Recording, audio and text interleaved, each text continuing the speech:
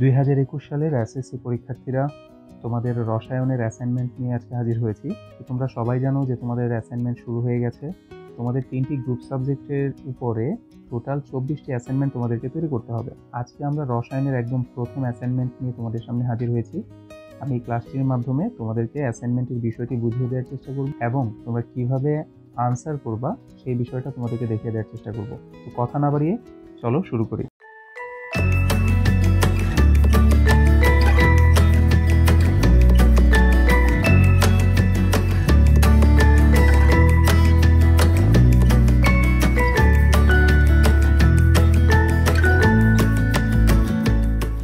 তো আমাদের 2021 সালের এসএসসি পরীক্ষায় যারা অংশগ্রহণ করবে তোমাদের জন্য যে এই রসায়নের অ্যাসাইনমেন্টটি দেওয়া হচ্ছে সেখানে তার বিষয় কোড হচ্ছে 137।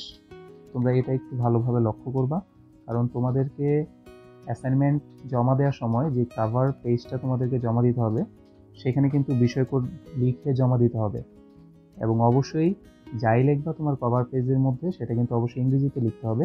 এই বিষয়গুলো তোমরা একটু মাথায় রাখবা। তো রসায়নে আমাদেরকে কি অ্যাসাইনমেন্ট দেওয়া হয়েছে? একদমই প্রথম অ্যাসাইনমেন্ট, এটা 3য় অধ্যায় থেকে দেওয়া হয়েছে। তো আমরা অ্যাসাইনমেন্টের বিষয়বস্তু দেখতে পাচ্ছি সেটা হচ্ছে প্রতীকের পাশে উল্লেখিত ভর সংখ্যা বিশিষ্ট মৌলের নিউট্রন সংখ্যা, বোর মডেল অনুসারে পরমাণুর গঠনের চিত্র, শক্তি স্তরে ইলেকট্রন বিন্যাস এবং উপশক্তি স্তরে মানে অরবিটাল সমূহের ইলেকট্রন বিন্যাস সংশ্লিষ্ট একটি প্রতিবেদন প্রণয়ন করো। তার মানে হচ্ছে এখানে দেখো তোমাদেরকে 4টা প্রতীক দেওয়া হয়েছে। প্রতীকগুলো হচ্ছে একটা সোডিয়াম 11, এই 11 হচ্ছে তার পারমাণবিক সংখ্যা আর ভর সংখ্যা হচ্ছে 23, ফসফরাস 15 এবং তার ভর সংখ্যা 31, পটাশিয়ামের পারমাণবিক সংখ্যা 19 কিন্তু তার ভর সংখ্যা 40, কপারের 29, তার ভর সংখ্যা 63। এইখানে আমাদের কাছ থেকে প্রথম যেটি চাওয়া হচ্ছে যে মৌলের নিউট্রন সংখ্যা, তারপরে হচ্ছে বোর মডেল অনুসারে পরমাণুর গঠনের চিত্র, তৃতীয় যে বিষয়টি চাওয়া হচ্ছে সেটা হচ্ছে শক্তি স্তর ইলেকট্রন বিন্যাস এবং চতুর্থ বিষয়টি হচ্ছে উপশক্তি স্তর ইলেকট্রন বিন্যাস। তো এই 4টি বিষয় আমাদের কাছ থেকে চাওয়া হয়েছে এবং এই 4টি পরমাণুর উপর ভিত্তি করে। এখান থেকে আমরা শিক্ষণফল দেখে নিতে পারি যে এই কাজটা করলে আমরা কি কি শিখতে পারবো। এখান থেকে আমরা পরমাণুর ইলেকট্রন প্রোটন নিউট্রন সংখ্যা হিসেব করতে পারবো, পরমাণুর গঠন সম্পর্কে রাদারফোর্ড এবং বোরের মডেলের বর্ণনা করতে পারবো, পরমাণুর বিভিন্ন কক্ষপথ এবং কক্ষপথের বিভিন্ন উপশক্তি স্তরে পরমাণুর ইলেকট্রন সমূহকে আমরা বিন্যাস করতে পারবো। এখন আমাদেরকে কয়েকটি নির্দেশনা দেওয়া হয়েছে এই অ্যাসাইনমেন্টটি তৈরি করার ক্ষেত্রে। আমি মধ্যে তোমাদেরকে আরেকটি খুব গুরুত্বপূর্ণ পয়েন্ট বলে নিই।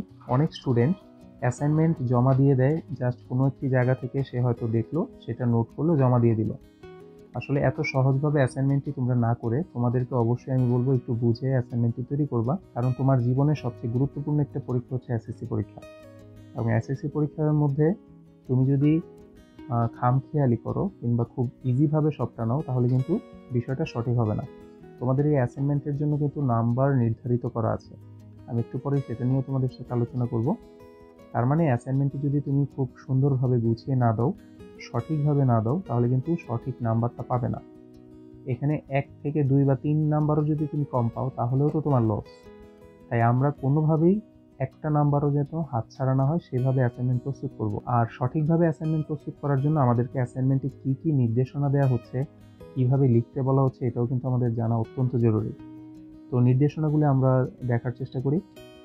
আমি ব্যাপারটা এই কারণে বললাম যে অনেক স্টুডেন্ট এটা পড়তে চায় না, এখানে কী নির্দেশনা দেওয়া হয়েছে, মূলত কী চাওয়া হচ্ছে, এটাও একটা স্টুডেন্ট কিন্তু পড়তে চায় না। সে সরাসরি কোনো একটি জায়গায় আনসার দেখছে, সেখান থেকে সরাসরি তুলে দিয়ে অ্যাসাইনমেন্ট জমা দিয়ে দিচ্ছে। আসলে এই ক্ষেত্রে কিন্তু তার নাম্বার পাওয়ার ক্ষেত্রে সমস্যা হবে এবং সে কিন্তু কম নাম্বার পাবে অন্যদের তুলনায়। তো আমাদের কাছ থেকে যে 4টি প্রশ্ন চাওয়া হয়েছে, এখানে আমাদেরকে নির্দেশনা দেওয়া হচ্ছে যে 4টি মৌলের নিউট্রন সংখ্যার হিসাব বের করতে হবে। তার মানে এটা কিন্তু তোমাদের জন্য নির্দেশনা, খুব ভালো করে লক্ষ্য করবা। এখানে যে 4টি মৌল দেওয়া আছে এই 4টা মৌলের নিউট্রন সংখ্যা বের করতে হবে আমাদের। 2 নম্বরে আমাদেরকে বলা হচ্ছে 4টি মৌলের বোর মডেল অনুসারে পরমাণুর গঠনের চিত্র অঙ্কন করতে হবে। তার মানে পরমাণুটার ছবি আঁকতে হবে তোমাকে, বা ডায়াগ্রাম যেটাকে আমরা বলি। তৃতীয়ত বলা হচ্ছে 4টি মৌলের শক্তি স্তরে ইলেকট্রন বিন্যাস করতে হবে। 2n² সূত্র অনুযায়ী কোন কক্ষপথে কয়টা ইলেকট্রন ধারণ করতে পারে সেটাকে আমরা বলছি শক্তি স্তর ইলেকট্রন বিন্যাস, সেটাই 4টা মৌলের জন্য আমাদেরকে দেখাতে হবে। এবং সর্বশেষ বলা হচ্ছে 4টি মৌলের উপশক্তি স্তরে তার মানে অরবিটালের মধ্যে ইলেকট্রন বিন্যাস করে দেখাতে হবে। তার মানে sp-df ওইভাবে যে ইলেকট্রন বিন্যাসটা 1s2 2s2 এই পদ্ধতিতে ওই 4টা মৌলের ইলেকট্রন বিন্যাস করে দেখাতে হবে। আসলে বিষয়টা কিন্তু খুবই ইজি, খুব সহজ একটি অ্যাসাইনমেন্ট তোমাদের জন্য দেওয়া হয়েছে, কিন্তু তুমি যদি গুছিয়ে প্রত্যেকটা পয়েন্টে টাচ না করো তাহলে কিন্তু তোমার নাম্বার কমে আসবে। তুমি 4টা কাজের মধ্যে যে নির্দেশনা দেওয়া হচ্ছে এখান থেকে একটা নির্দেশনাও যদি বাদ দাও, অ্যাভয়েড করো, তখন কিন্তু তোমার নাম্বার কমে আসবে সেই অনুযায়ী। আমি তোমাদেরকে আরেকটা বিষয় বলবো, এই অংশটি মূলত হচ্ছে শিক্ষকদের জন্য দেয়া, ওকে? কিন্তু তোমরা এটাকে অনুসরণ করবা কিভাবে আমি বলি। তোমরা যদি আজকে রসায়নের বিষয়টা বুঝে ফেলো যে আমরা কিভাবে অ্যাসাইনমেন্টের আনসার করব, কোন পদ্ধতিতে আনসার করব, তাহলে আমি শিওর যে অন্যান্য বিষয়ের অ্যাসাইনমেন্ট যখন তুমি আনসার করবা তখন আমাদের আজকের ক্লাসে আমি তোমাদেরকে যেভাবে যে নির্দেশনায় দেখাই দিচ্ছি সেই বিষয়গুলো ফলো করে কিন্তু খুব সহজে খুব ভালো একটা নাম্বার তুমি গেইন করতে পারবা। এইখানে তোমরা খেয়াল করো, এখানে ওরা নির্দেশক ধরে নিয়েছে 4টি, ঠিক এই নির্দেশনা 4টি যেটা, তার মানে প্রথম শিক্ষক চাচ্ছেন যে তুমি নিউট্রন সংখ্যা হিসাব করছো কিনা, তারপরে চাচ্ছে বোর মডেল অনুসারে তুমি চিত্র অঙ্কন করছো কিনা, তারপরে শক্তি স্তরে ইলেকট্রন বিন্যাস দেখিয়ে দিচ্ছ কিনা, এবং সর্বশেষ তোমার কাছে যেটা চাওয়া হচ্ছে সেটা হচ্ছে অরবিটালের মধ্যে ইলেকট্রন বিন্যাস তুমি দেখাচ্ছ কিনা। তো সবচেয়ে বেস্ট নির্দেশনা হচ্ছে এটা। তার মানে তুমি এই প্রথম যেই ছকটা দেয়া আছে এই 4টি ছক যদি তুমি ফুলফিল করতে পারো তোমার অ্যাসাইনমেন্টের মধ্যে তাহলে তুমি সর্বোচ্চ পরিমাণ নাম্বার পাবে, এবং বাকিগুলোতে কিন্তু স্টেপ কমে। খেয়াল করে এখানে 4, এখানে 3, 2, 1, তার মানে এটা হচ্ছে মাত্রা বা নাম্বার, এটা হচ্ছে পারদর্শিতার মাত্রা বা নম্বর। তার মানে তুমি সবচেয়ে বেশি নম্বর পাবে এই প্রথম যে ছক এটা প্র্যাকটিস করলে। এই জন্যই বলছি যে এগুলো যদি আমরা না পড়ি তাহলে কিন্তু আমরা জানবো না। তো আমাদের সবার চেষ্টা থাকতে হবে আমরা যেন প্রথম যে 4 লেখা যে মাত্রা, তার মানে সর্বোচ্চ মাত্রা, সেটাকেই যেন আমরা ফুলফিল করতে পারি, সেই অনুযায়ী যাতে আমরা অ্যাসাইনমেন্টটা তৈরি করতে পারি। তো চলো দেখি আমরা কি করতে পারি সর্বোচ্চ নাম্বার পাওয়ার জন্য। প্রথমত 4টি আইসোটোপের নিউট্রন সংখ্যার সঠিক হিসাব করেছে। 4টি আইসোটোপের যে আইসোটোপগুলো এখানে দেওয়া আছে এদের নিউট্রন সংখ্যা সঠিকভাবে হিসাব করেছি কিনা এটা দেখতে হবে। তার মানে আমাদের এইভাবে জমা দিতে হবে, স্যার এগুলো দেখবেন। বোর মডেল অনুসারে 4টি পরমাণুর গঠনের সঠিক চিত্র অঙ্কন করেছে। তার মানে আমরা বোরের মডেল অনুসারে সঠিকভাবে চিত্রটা অঙ্কন করেছি কিনা এটা স্যার আমাদেরটা দেখবেন। 4টি মৌলের শক্তি স্তরে সঠিক ইলেকট্রন বিন্যাস করেছি কিনা এটা দেখবেন, কারণ অনেকের ইলেকট্রন বিন্যাসে ভুল হতে পারে। আর সর্বশেষ যেটি দেখবেন 4টি মৌলের উপশক্তি স্তরে, আগেরটি ছিল শুধু শক্তি স্তরে, এটা হচ্ছে উপশক্তি স্তরে ইলেকট্রন বিন্যাস করেছি কিনা। ওকে, তার মানে এগুলোতে যাতে ভুল না হয় এবং আমরা যেন 4টাই কমপ্লিট করতে পারি এই নির্দেশনা কিন্তু দেওয়া হচ্ছে। তার মানে এই অনুযায়ী যদি আমি আমাদের অ্যাসাইনমেন্টটা কমপ্লিট করতে পারি তাহলে কিন্তু আমরা সম্পূর্ণ নাম্বারটা পাবো। অ্যাসাইনমেন্টের জন্য আমাদের নাম্বার কিভাবে বন্টন করা হবে সেই নির্দেশনাও কিন্তু আমাদের এই অ্যাসাইনমেন্টের মধ্যে দেওয়া আছে। প্রত্যেকটি অ্যাসাইনমেন্টের নিচে তুমি দেখবা একটা ছক দেওয়া আছে, সেখানে নাম্বারের ব্যক্তি দেওয়া হচ্ছে যে 13 থেকে 16 যদি আমরা পাই তাহলে সেটাকে ধরা হবে অতি উত্তম, 11 থেকে 12-র মধ্যে পেলে সেটা হবে উত্তম, 8 থেকে 10-এর মধ্যে সেটা হচ্ছে ভালো, এবং 0 থেকে 7 পর্যন্ত এটা হচ্ছে অগ্রগতি প্রয়োজন। তার মানে আমরা যদি হাইয়েস্ট নাম্বার পেতে চাই সেই ক্ষেত্রে আমাদেরকে অতি উত্তম পেতে হবে, এবং অতি উত্তম পাওয়ার জন্য আমাদেরকে এই 4টা তোমাদের সাথে একটু আগে যে পয়েন্টগুলো আলোচনা করলাম এই 4টি পয়েন্ট আমাদেরকে কিন্তু টাচ করতে হবে আনসারের মধ্যে। তো এই হচ্ছে স্যার রসায়নের অ্যাসাইনমেন্টের প্রশ্ন নিয়ে আমি তোমাদের সাথে আলোচনা করলাম। এবার আমি যদি তোমাদেরকে কাজটি দেখিয়ে দিই যে আসলে তোমরা কি করবা, এই 4টা বিষয় আমরা কিভাবে কাজ করতে পারি। তো প্রিয় শিক্ষার্থীরা, এখন আমরা দেখব যে আমাদের যে প্রশ্ন, আমাদের অ্যাসাইনমেন্টের প্রশ্নগুলো আমরা কিভাবে আনসার করতে পারি সেই বিষয়টা আমি তোমাদেরকে দেখিয়ে দিব, এবং সেই দেখিয়ে দেওয়ার ভিত্তিতে তুমি তোমার নিজের স্বকীয়তায়, নিজের সৃজনশীলতায় চমৎকারভাবে একটি অ্যাসাইনমেন্ট তৈরি করে এবং সুন্দরভাবে গুছিয়ে তারপর স্যারের কাছে জমা দিতে হবে তোমাদের। আমি জাস্ট আজকে তোমাদেরকে সলিউশনটা দেখিয়ে দিচ্ছি যে কিভাবে তুমি আনসারগুলো করবা, 4টি পয়েন্ট আমরা কিভাবে টাচ করব। আসলে আমাদের কাছে কি কি চাওয়া হচ্ছে আমি তোমাদেরকে একটি মাত্র পরমাণুর সবকিছু আনসার করার মাধ্যমে বিষয়টা তোমাদেরকে দেখিয়ে দিচ্ছি। যেমন ধরো আমাদেরকে প্রথম যে পরমাণুটি দেওয়া হয়েছে সেটা হচ্ছে সোডিয়াম, যার পারমাণবিক সংখ্যা হচ্ছে 11 এবং ভর সংখ্যা দেওয়া আছে 23। ওকে, এখন তোমরা একটু লক্ষ্য করো এখানে যে 11 দেওয়া আছে এটা হচ্ছে তার পারমাণবিক সংখ্যা। আমরা সবাই জানি যে পারমাণবিক সংখ্যা মানে কি, পারমাণবিক সংখ্যা মানে হচ্ছে তার প্রোটন সংখ্যা। তো প্রোটন সংখ্যা হচ্ছে 11, এটা আমরা সবাই জানি, এবং 23 যেহেতু এখানে ভর সংখ্যা দেওয়া আছে খেয়াল করবা, তার মানে এখানে ভর সংখ্যা আমরা দেখতে পাচ্ছি আমাদের প্রশ্নের মধ্যে দেয়া হচ্ছে 23।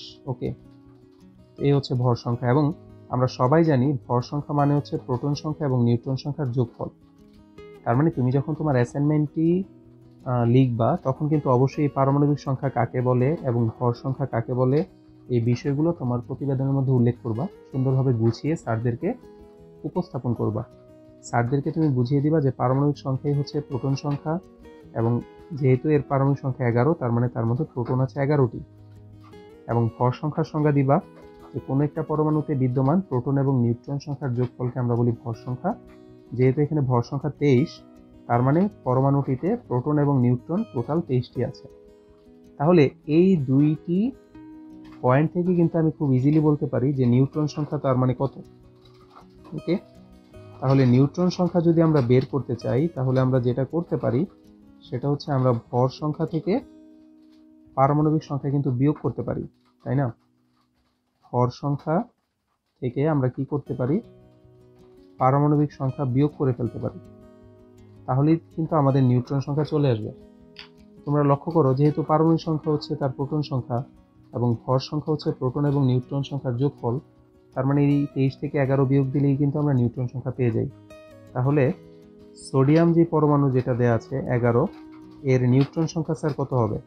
নিউট্রন সংখ্যা হবে তার ভর সংখ্যা থেকে 23 থেকে আমরা 11 বিয়োগ করে ফেলতে পারি, তার মানে আমরা পাচ্ছি 12টি। তার মানে সোডিয়াম পরমাণুটিতে নিউট্রন আছে 12টি। এই হচ্ছে স্যার, তোমরা একটু লক্ষ্য করো, আমাদের জন্য যে নির্দেশনা দেওয়া ছিল যে 4টি মৌলের নিউট্রন সংখ্যার হিসাব বের করতে হবে। তাহলে আমরা আমাদের যে প্রত্যেকটা পরমাণু দেয়া আছে, আমাদের কি কি পরমাণু দেয়া ছিল? সোডিয়াম, তারপর হচ্ছে আমাদের ফসফরাস, তারপরে পটাশিয়াম এবং কপার। তো প্রত্যেকটা পরমাণুর ভর সংখ্যা থেকে পারমাণবিক সংখ্যা বিয়োগ করে ঠিক এইভাবে তুমি নিউট্রন সংখ্যা স্যারকে দেখিয়ে দিবে, এবং শুরুর দিকে অবশ্যই পারমাণবিক সংখ্যা এবং ভর সংখ্যার সংজ্ঞা তোমাকে লিখতে হবে। তো আমরা কিন্তু প্রথম দিক নির্দেশনা কমপ্লিট করলাম সোডিয়ামের ক্ষেত্রে, এবং আমি বাকিগুলো আর তোমাদেরকে দেখাচ্ছি না, কারণ এটা তোমার নিজের কাজ। তুমি খুব ইজিলি প্রত্যেকের ভর সংখ্যা থেকে তার পারমাণবিক সংখ্যা বিয়োগ করে আনসারটা দিয়ে দিতে পারবা, ঠিক আছে? তার মানে আমরা ফসফরাসের ক্ষেত্রে 31 থেকে 15 বিয়োগ দিব, ফসফরাসের নিউট্রন সংখ্যা আসবে 16। ওকে, পটাশিয়ামের ক্ষেত্রে 40 থেকে 19 বিয়োগ দিলে আসবে 21, কপারের 63 থেকে 29 বিয়োগ দিলে আসবে 34। ওকে, এইভাবে তুমি প্রত্যেকটা মৌলের নিউট্রন সংখ্যা কিন্তু আলাদা আলাদা করে বের করে তারপরে স্যারদের কাছে উপস্থাপন করবা। তুমি প্রত্যেকটার জন্য আলাদা আলাদা করে কাজ করবা। ওকে, অথবা প্রত্যেকটা নির্দেশনা একসাথে কাজটা করতে পারো। তুমি প্রথম নির্দেশনা একসাথে নিউট্রন সংখ্যা বের করতে পারো, দ্বিতীয়টার ক্ষেত্রে তুমি চিত্র আঁকতে পারো, তৃতীয়টার ক্ষেত্রে ইলেকট্রন বিন্যাস দেখাতে পারো, অথবা শুধুমাত্র সোডিয়াম দিয়ে তার 4টা পয়েন্ট তুমি টাচ করতে পারো, তারপর ফসফরাসের 4টি নির্দেশনামূলক প্রশ্নের আনসার করতে পারো। ঠিক এইভাবেও তুমি তোমার প্রতিবেদনটি কিন্তু তৈরি করতে পারবা। তো আমি তোমাদেরকে বাকি পরমাণুর নিউট্রন সংখ্যা বা বাকি নির্দেশনাগুলো আর দেখাচ্ছি না, কারণ আশা করি তোমরা বুঝতে পারছো। এবার আসো, আমাদের কাছ থেকে দ্বিতীয় যে নির্দেশনা দেওয়া হয়েছে, আমাদের কাছ থেকে দ্বিতীয় যে বিষয়টি চাওয়া হচ্ছে সেটা হচ্ছে 4টি মৌলের বোর মডেল অনুসারে পরমাণুর গঠনের চিত্র অঙ্কন করো। তার মানে আমাদের চিত্র আঁকতে হবে। এখন আসো, আমরা যদি সোডিয়ামের খেয়াল করো, এটা হচ্ছে আমাদের পয়েন্ট নাম্বার 2, আমাদের নির্দেশনা নাম্বার হচ্ছে 2, এর আগেরটা আমরা সলভ করেছিলাম 1। তো সোডিয়ামের যদি, যেহেতু পারমাণবিক সংখ্যা 11, এবং আমরা যদি বোর মডেল অনুসারে আমরা সোডিয়ামের ইলেকট্রন বিন্যাস করতে চাই, সোডিয়ামের একটি নিউক্লিয়াস থাকবে এবং তার চারপাশে কিছু সুনির্দিষ্ট কক্ষপথ থাকবে, যেই কক্ষপথগুলোর মধ্যে ইলেকট্রন কিন্তু ঘুরতে থাকবে। তো সোডিয়ামের ক্ষেত্রে আমরা স্যার কিভাবে কাজটা করব তোমরা একটু লক্ষ্য করো, এবং তোমরা অবশ্যই বাসায় এই প্রশ্নের আনসারটি লেখার সময় কম্পাস ইউজ করবে, তখন তোমার চিত্রটা খুবই সুন্দর হবে। সোডিয়ামের ইলেকট্রন বিন্যাস থেকে আমরা যদি ক্লাস 8-এর বুদ্ধিও স্যার খাটাই, খুব ছোট ক্লাসের বুদ্ধিও যদি এখানে প্রয়োগ করি, তাহলে আমরা 2n² সূত্র অনুযায়ী বলতে পারি যে আমাদের প্রথম কক্ষপথে ইলেকট্রন থাকবে 2টি, পরের কক্ষপথে ইলেকট্রন থাকবে 8টি, এবং শেষ কক্ষপথে ইলেকট্রন থাকবে 1টি। ওকে, তার মানে আমরা যদি বোরের পরমাণু মডেল অনুসারে সোডিয়ামের চিত্রটা আঁকতে চাই, তাহলে তার একটি কেন্দ্র আঁকবে এবং তার বাহিরে তুমি কক্ষপথ আঁকবে কয়টি? টোটাল 3টি, কারণ এখানে 2, 8, 1 3টি কক্ষপথে ইলেকট্রনগুলো বিস্তৃত। প্রথম কক্ষপথে ইলেকট্রন আঁকবো আমরা 2টি। ওকে, তারপরে হচ্ছে আমাদের যে দ্বিতীয় কক্ষপথ সোডিয়ামের, দ্বিতীয় কক্ষপথে ইলেকট্রন আছে 8টি, তার মানে আমরা এখানে ইলেকট্রন আঁকবো টোটাল 2, 4, 6 এবং এ হচ্ছে 8টি। ওকে, এবং তৃতীয় কক্ষপথে ইলেকট্রন আঁকবো মাত্র একটি, তার মানে সর্বশেষ কক্ষপথে তার ইলেকট্রন আছে মাত্র একটি। এই চিত্রটি অবশ্যই তোমরা কিন্তু খুব চমৎকারভাবে কম্পাসের সাহায্যে আঁকবে, তখন দেখতে খুব সুন্দর লাগবে।